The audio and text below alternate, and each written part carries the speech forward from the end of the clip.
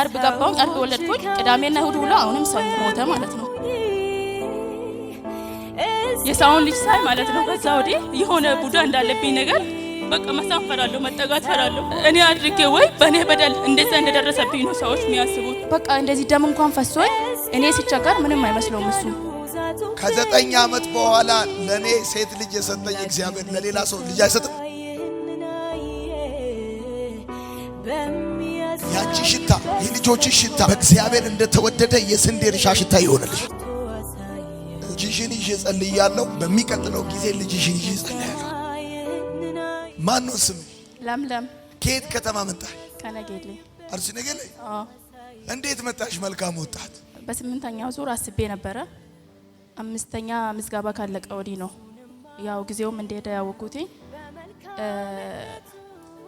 የባለቤቴ እህቶች አረብ ሀገር አሉ ከዛ እንዲያሳብ ለምን ባለቤቴንና የባለቤቴን ወንድም አልወስዳቸውም ብሄድ አልኳቸው አንቺ ስቴጅ አለሽ ስሉኝ አዎ እሄዳለሁ አልኩኝ በቃ እሺ እኔ 2000 ብር ልክልሻለሁ ሶስታችሁም ተመዝገቡና ይዘሻቸው ሂጂ አለችኝ ከዛ በስምንተኛው ዙር በመጨረሻው ቀን ምዝገባ ማለት ነው ወስጄ ለሱም አልተናገርኩም ለማንም አላልኩኝም ከዛች ጋር ብቻ ነው ማወራው ሄጄ ብር ልኬ መጣው ከዛ ባለቤቴ ከዚህ በፊት ካገባሁት 4 አመት ነው ከተጋባን 4 አመት ከምናምን ተማሪ ያለው ነው ያገባኝ በቃ አንድ ላይ መኖር ሲንጀምር እሱ ትንሽ በመንፈሳዊ ህይወቱ ጠንካራም አልነበረም ከዛ በጌታም አልነበረም አረጋስኩኝና 3 ወር ነው ምናምን ደርሼ ያመኛል በጣም ማለት ነው እሱ ደግሞ ከኔ ይልቅ ጓደኞቹን እና ብዙ ጊዜ ከስልኩ ጋር ነው ጊዜ የሚያሳልፈው ከዛ 3 ወር ምናምን ስሞላኝ ደም ምናምን ይፈሰኛል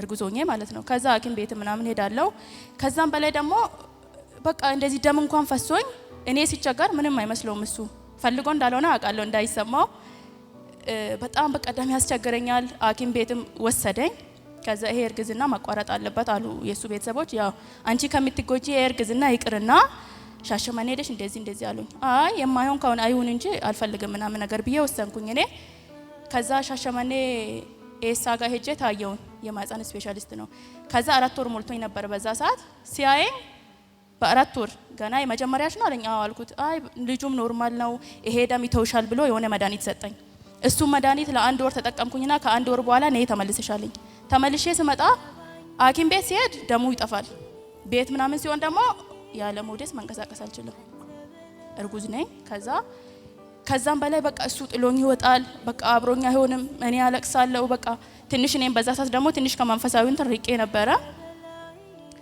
በመቀጠል ያ እርግዝና ወደ 7 ወር ነው ምናምን ስሞላኝ ይሁድ እንደ ይሁዱ እኔ ልወልድ እሱ አምሽቶ መጣ እስከ 6 ሰዓት ነው ምናምን እኔ ደግሞ ቤተሰቦቼም እህት ወንድም ብዙ ነን ከነሱ ጋር ስለምኖር ብቻዬን ሲሆን ደግሞ በጣም ይከፋኛል ከዛ አንድ ቀን በ7 ሰዓት ምናምን መጣ እያለቀስኩኝ ጠበቅኩትና በቃ እህቴ ጋር ሄዳለሁ አልኩኝ ወደ ደቡብ ክልል አትሄጂም ለምን አለኝ በቃ እኔ መሄድ ፈልጋለሁ አልኩት እሺ በቃ መች ትሄጃለሽ ስለኝ ከነገ ወዲያ ነገ ስለው አይ አይሆንም ከነገ ወዲያ አለኝ በሰዓቱ ማለት ነው ከዛ ያን ቀን ወጣውኝና እህቴ ጋር ሄጄ ሳምንት ቆይቼ ተመልሼ ስመጣ አመመኝ በጣም እዛው ያለው ጀመረኝ እኔ አላቅም ወደ ቤት ተመለስኩኝና ልክ ቤት እንደገባውኝ ብዙ እቃ ይዣለው የእህቴንም ልጅ ህፃን ልጅ ነው ይዤ መጥቻለሁ ልክ ቤት እንደገባውኝ የሆነ በቃ ቁርጠት ለቀቀብኝ ያ ደግሞ ከ3 ወር እስከ 7 ወር ነበር እኔ ላይ ከዛ ልክ ፊት ለፊት ያለ ክሊኒክ ሲሄድ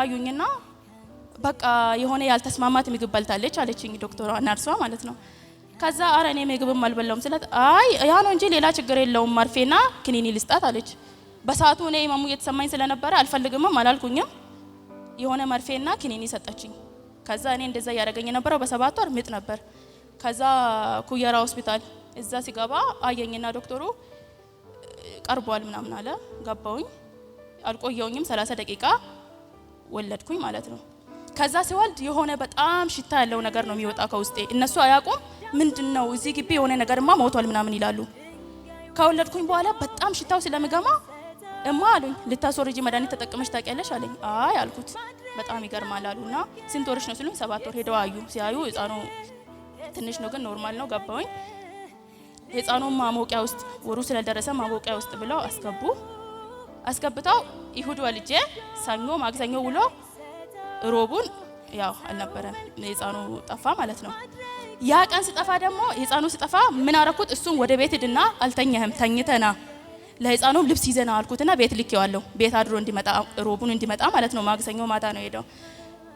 ልክ እሱ ቤት እንደሄደ ህፃኑ እንደዛ ሆነና ለምለም ቤቢ ለምለም አሉኝ። አቤት ስል እሱን ጥሪው አሉኝ። ከዛ በቃ በጣም ተሰማኝና ምንድነው ይሄ ነገር ምናምን ብዬ በቃ በጣም ብዙ አዘንኩኝ። ቆየውኝና አሁንም 1 አመት ነው ምናምን ቆይቼ ያንን የመጀመሪያውን ከወለድኩ ወዲህ 12ኛ ክላስ ፈተና ሄጄ ተፈተንኩኝ ሐረር። ከዛ መጥቼ አሁንም 1 አመት ነው ቆይቼ በቃ ወደ አረብ መሄድ አለብኝ ምናምን ነገር አልኩትና ጀመርኩኝ። ከዛ ፓስፖርቱን እንደወሰድኩኝ አሁንም 1 አመት ቆይቼ ይሄ እርግዝና ተፈጠረ ማለት ነው። ሁለተኛ ጊዜ አረገሽ? አዎ። የመጀመሪያው ሞተ? አዎ። እሺ። እጄ አሁንም ይሄ ሁለተኛ ጊዜ ላይ በቃ እስከ 7 ወር ደረሰና ህክምና አደርጋለሁ። ሲያዩኝ ኖርማል ነው በቃ ምንም ሌላ ነገር የለውም። ድጋሚ አሁንም በ7ኛ ወር የመጀመሪያውን ይሁድ ወልጄ ያው ሮብ መሃል ላይ 2 ቀን አለ። ይሄኛው ነገሌ ሆስፒታል ገባሁኝ። እዛ ስገባ ኩየራ ውሰዷት ተባለ። ደም ጀመረኝ በዛ ሰዓትም። ኩየራ ስገባ ደግሞ ሐዋሳ ውሰዷት ተባለ። ሐዋሳ መጣሁኝና ሐዋሳ ሆስፒታል የሚሰሩት ሁሉም በቃ በጣም አንደኞች ናቸው። ልክ እንደገባሁኝ እኔ እንደውም የመጣሁት ከነገሌ በተሰጠኝ ሪፈር ወረቀት ነው እንጂ ከኩየራ አልወሰድኩኝም። ድጋሚ እነሱ ማዘዝ አይችሉም። ከዛ እዚህ መጥቼ ልክ እንደገባሁኝ ምናምን አዩኝና ልክ እንደዚህ በአልትራሳውንድ ሊያየኝ ስል ደም ፈሷል። ሰይጣን ስራው መጥፎ ነው። ያ ደም እንዳለኝ አውቃለሁ። ከኩየራ እንደጀመረኝ አውቃለሁ። ከነገሌ እንደጀመረኝ አውቃለሁ። ስጠይቁኝ ደም የለብኝም አይፈስም አልኳቸው። አሃ ይሄው ያያወራል ብሎ ተቆጣኝ ዶክተሩ። ከዛ ሌላ ክላስ አስገባኝና ሳይ ቀርቧል በሰላም ለወልድ ነው ብዬ እየጠበቅኩኝ እያለ የሆነ ለህፃኑ ማታንፈሻ ምናምን ብሎ የሆነ መድኃኒት ሰጡኝ በእጅ። ከዛ እንደዛው እንደተኛው የሆነ ከውስጤ ላይ የሆነ ደም እንደዚህ ወጣ ማለት ነው። ከዛ አራ የሆነ ነገር ወጥቷል ከውስጤ ስል ሲያዩ ደም ነው። ሺቴን እዛው ቀደዱና ኦፕራሲዮን ክፍል አስገቡኝ ማለት ነው። ያን ቀን ምን ነበር? አርብ ነበር ቀኑ። ያም አርብ ህፃኑ ኖርማል ነው። ልጆቹ በቀደና ናቸው፣ አሪፍ ደረጃ ላይ ናቸው። እንደውም በ7 ወር እንዳሉ ልጆች አይደሉም። ድጋሚ አርብ ነው ያ ቀን። አርብ ገባሁኝ፣ አርብ ወለድኩኝ። ቅዳሜና እሁድ ውሎ አሁንም ሰኞ ሞተ ማለት ነው። ከዛ እንደዛ ሲሆን ደግሞ ያን ቀን ምን አረኩት? እሱን ለህፃኑ ልብስ ይዘና ቤት አድረና ብዬው ነው ይላኩት። እንደዛ እንዳልኩኝ መጡና ቤቢ ለምለም አሉኝ። አቤት አልኩኝ። በዚህኛው ደግሞ በመጀመሪያ ጡትም አልሰጠውም፣ በዚህኛው ግን ጡት እያለቡ ይሰጡ ነበረ። ከዛ ጠራሁትና አየር ላይ መጣ እሱ። ከዛ በመጀመሪያው በጣም ይሰማኝ ነበር፣ ሁለተኛው ሲደጋም በመልካም ነው ብዬ ወሰድኩኝ እኔ። ከዛም በላይ ይሄን ሁሉ ነገር አሳልፌ መጀመሪያ ተከራይተን ነው የምንኖረው። በጣም ብዙ እየተከታተለን ነበር ሰይጣን።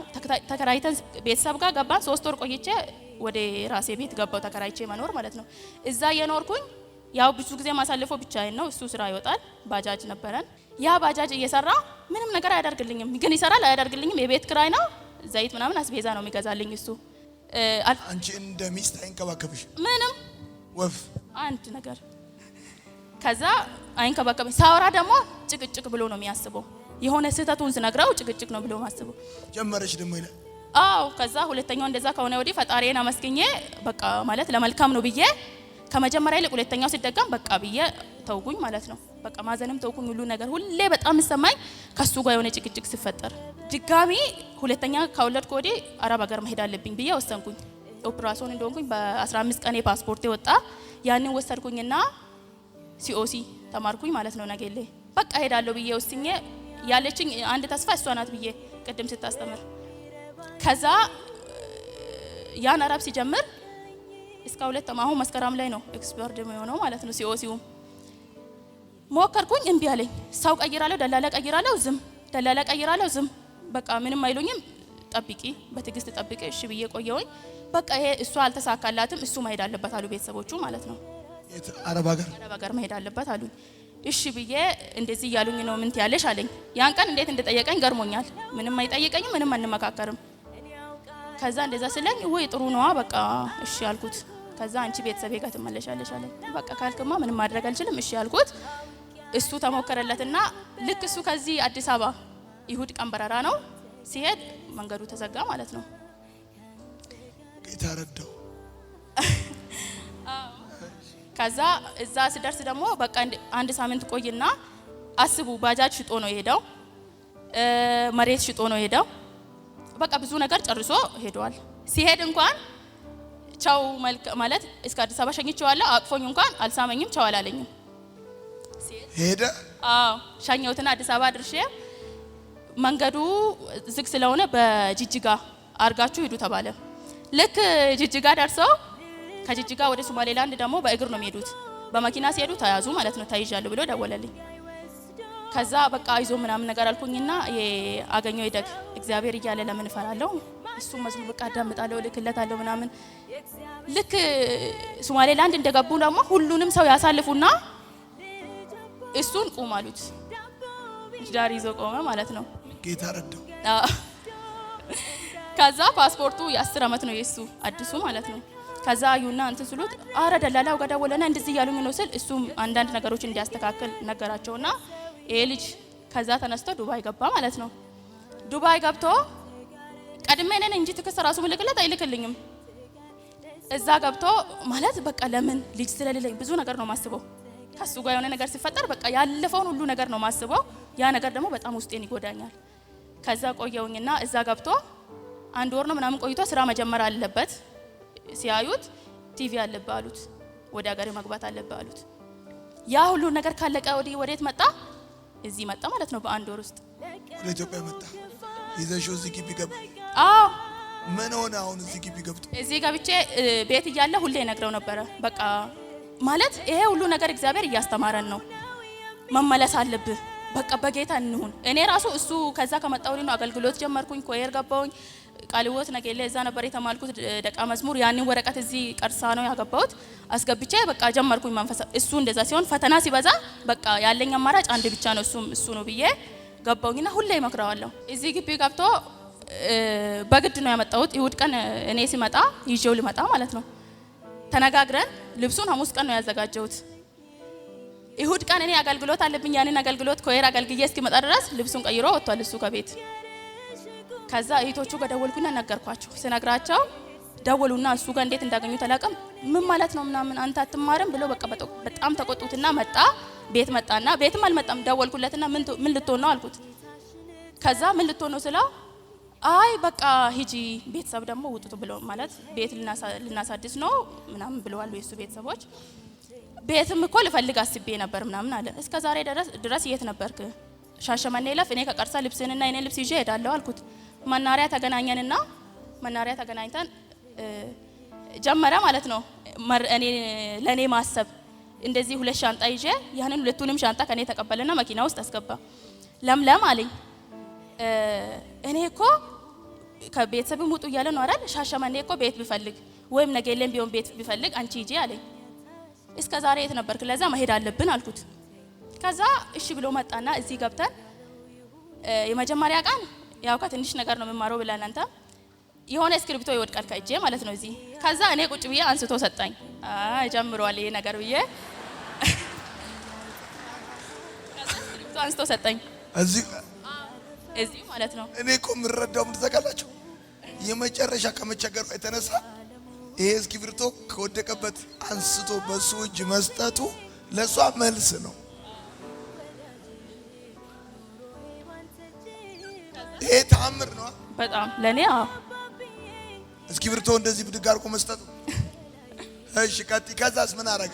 ከዛ እዚህ ቁጭ ብዬ ትላንትና እየተማርኩኝ ሁሌ ይለዋለሁ በቃ እግዚአብሔር የምሕረት አምላክ ነው። ምሕረቱ ሁላችንም ያው ምሕረቱን ለምደነዋል። የምሕረት አምላክ ነው። በቃ ያለን አማራጭ አንድ ብቻ ነው፣ ወደ ጌታ አንተ ምንም አንድ ሆነን ሁሌ ደግሞ በቃ ማስበው እኔ ልጅ ኖሮኝ ከሱ ጋር አብሮ ቸርች መሄድ አብሮ መመለስ ምናምን ያ ነገር በጣም እናፍቀዋለሁ። ከዛ እዛ ጋር ቁጭ ብዬ ስታስተምር አለቅሳለሁ ማለት ነው። በቃ ማለት የኔ ማንነት እንትን ስል እያለቀስኩኝ ሶፍት አውጥቶ ሰጣኝ ማለት ነው። ይሄም ተአምር። አዎ ሶፍት አውጥቶ ሰጣኝ። እኛ ቸርች ብዙ ጊዜ የሰጣችሁኝ ሰዎች እግዚአብሔር ይባርካችሁ።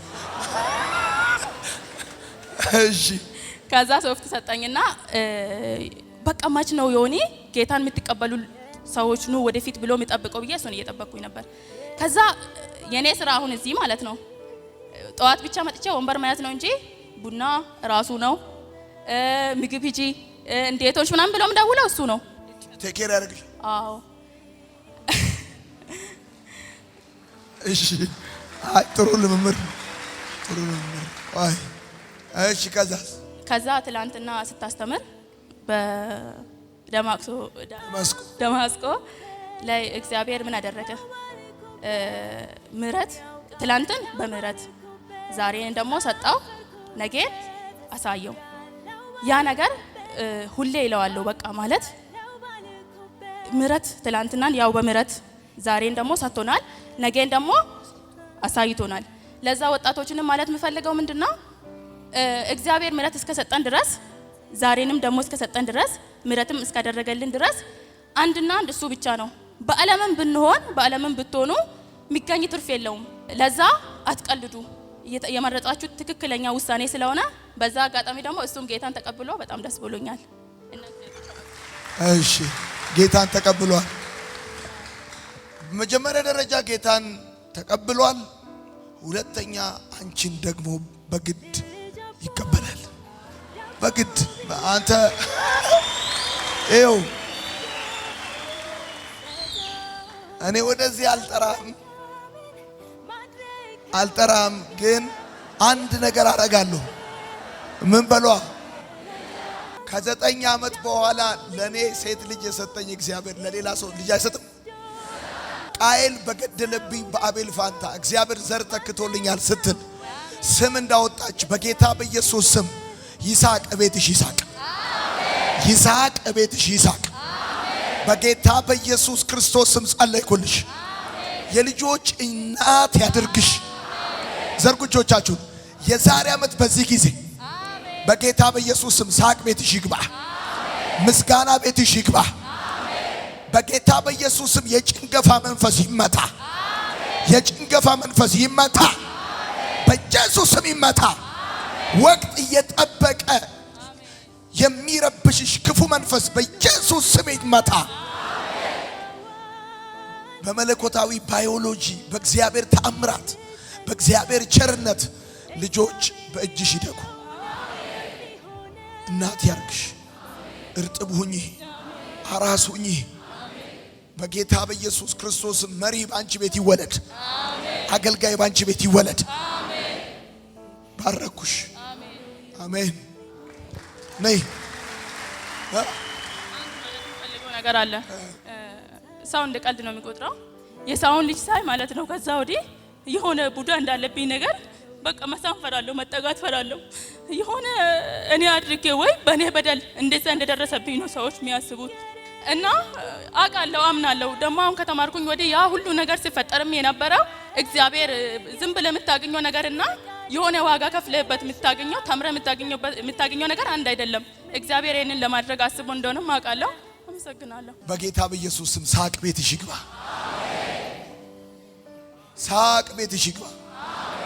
ለእኔና ለብዙ ሰዎች ደግነት ያደረገ እግዚአብሔር በተአምራት በጌታ በኢየሱስ ስም ይሄን ንግግርሽን ቀየርኩት። ስቅቅ የምትይበትን ነገር እግዚአብሔር ነቀፌታሽን ያስወግደው። ድጋሚ በኢየሱስ ስም አይሙትብሽ፣ አይሙትብሽ፣ አይሙትብሽ። ድጋሚ አታልቅሽ። አሜን። የሚረባኝ የሚያውቀኝ የሚረባኝ ሽቶ ይዘልኝ ትመጣለህ፣ ሽቶ ይዘልኝ ትመጣለህ። በጌታ በኢየሱስ ስም ያንቺ ሽታ የልጆችሽ ሽታ በእግዚአብሔር እንደተወደደ የስንዴ እርሻ ሽታ ይሆንልሽ። ሽቶ ሲመጣ አምጥቼ ቀባሻለሁ። ተለመልሚያለሽ፣ ታብቢያለሽ። የሚረባኝ የሚያውቀኝ የሚረባኝ ደግሞ ቆንጆዬ ነው። የሚያውቀኝ ካንተ በላይ ማንም የለኝ። እኔ ለራሴ